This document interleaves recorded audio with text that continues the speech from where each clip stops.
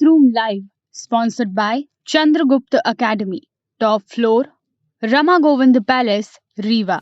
नमस्कार, विंध्या टाइम्स में आपका स्वागत है। प्रदेश की दिन भर की 4 बड़ी खबरों के साथ आपके बीच हाजिर हुए हैं। ओमिक्रॉन से कैसे लड़ा जाए।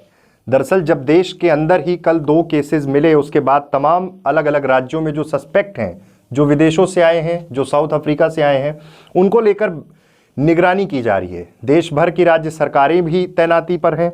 उसके साथ ही अब एक्सपर्ट्स के व्यूज आना बहुत जरूरी है, क्योंकि भारतीय वैज्ञानिक समूह की जो सलाह है वो साफ तौर पर है कि जिन्हें ज्यादा खतरा, फोकस उन्हीं पर हो। ओमिक्रॉन से बचने के लिए भारतीय वैज्ञानिक समूह की जो एक तरह से कमेटी है, जो डिसाइड करते हैं, बहुत सारी चीजों पर फैसले भी लेते हैं, उसमें साफ तौर पे कहा गया कि बूस्टर डोज जो है वो ओमिक्रॉन से लड़ेगा। जो लोग 6 से 9 महीने पहले कोरोना वैक्सीन की सेकेंड डोज ले चुके हैं, 6 से 9 महीने पहले जिन लोगों ने डोज ली है, ये जानना बेहद जरूरी है, वो उन्हें बूस्टर डोज लगाए जाएं। इतने समय के बाद एंटीबॉडीज कम हो जाती हैं। यानी साफ है कि जिस तरह से ये वेरिएंट सक्रिय हुआ है, जिस तरह से ओमिक्रॉन को लेकर विश्व भर में जिस तरह के हालात हैं, चिंता व्यक्त की जा रही है, तो अब बूस्टर डोज की तैयारी सरकार कर रही है। सरकार की ये कोशिश है कि बूस्टर डोज के सहारे ही लोगों को किसी भी तरह से बचाया जाए, इस संक्रमण की चपेट से बचाया जाए। ये बेहद महत्वपूर्ण है। दूसरी खबर की बात करते हैं। दूसरी खबर है भोपाल में 12वीं के छात्र का सुसाइड से जुड़ा हुआ एक मामला है। पेपर से एक दिन पहले ट्रेन से कटा छात्र, लिखा अपने पेरेंट्स के नाम एक भावुक नोट लिखा उसने, मेरी मौत पर दुख ना करना, ये प्लान था और मैं ऐसी लड़ाई पर जा रहा हूं जहां मेरे पास सरवाइव करने का चांस नहीं है, लेकिन फिर भी हम जीतेंगे। और ये छात्र ने सुसाइड कर लिया है। 12वीं के छात्र ने ट्रेन के सामने कटकर सुसाइड किया है। भोपाल का ये मसला है। सोशल मीडिया पर 5 इमोशनल पोस्ट किए थे।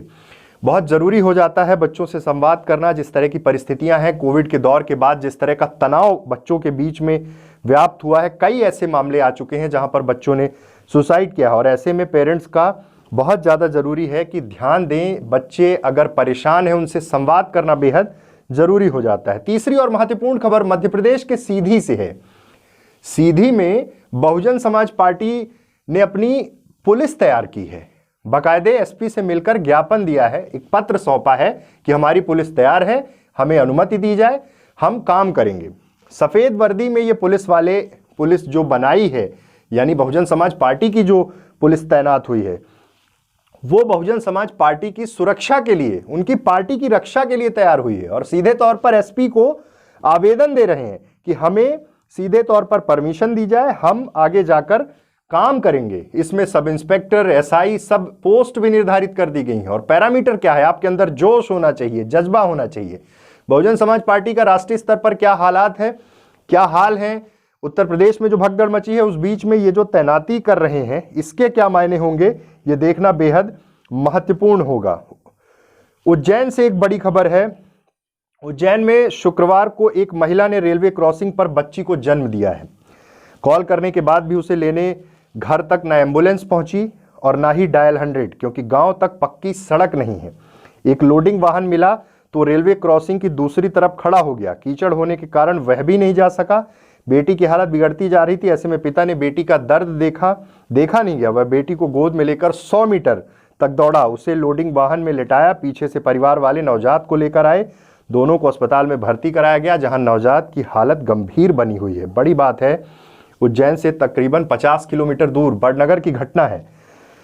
50 रोड पर 50 से कुछ अधिक घर वाले वहां पर थे, परिजन थे। सड़क पक्की नहीं थी, इसलिए एम्बुलेंस नहीं पहुंची, डायल 100 भी नहीं पहुंची। और परिस्थितियां क्या कि सीधे तौर पर रेलवे ट्रैक के पास में ही बच्ची की डिलीवरी कराई गई। वहां पर न एम्बुलेंस आई, न डायल 100। प्रसूता बेटी को गोद में लेकर 100 मीटर तक पिता दौड़ते रहे और रेलवे क्रॉसिंग में ही डिलीवरी हुई।